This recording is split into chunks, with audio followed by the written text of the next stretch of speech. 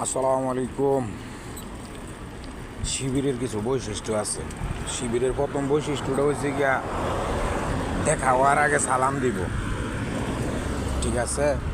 এবং শিবিরের লোকেরা 5 ওয়াক্ত নামাজ পড়বো এবং সাথে যারা চলবো তাদেরকে নামাজি বানাইব, কোরআনের দাওয়াত দিব এবং সাংগঠনিক যে ইসলামিক কাজগুলো আছে এগুলা নিজে করবে এবং সহপাঠীদেরকে করাইব, ঠিক আছে?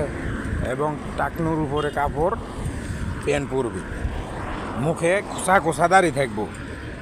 আর আমরা যারা কই যে শিবিরে রক্ত কাটতো আওয়ামী লীগের ছাত্রলীগেরা, শিবিরের মিথ্যা অপবাদ দিয়া বাংলাদেশের সাংবাদিক মিডিয়া, পত্রিকা মিডিয়া এগুলাতে ভুয়া নিউজগুলো ছড়াইতো।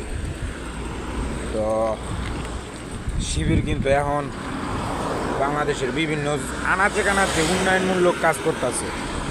সকলেই তাদের জন্য দোয়া করবেন। আসসালামু আলাইকুম রহমতুল্লাহি ওয়া বারাকাতুহু।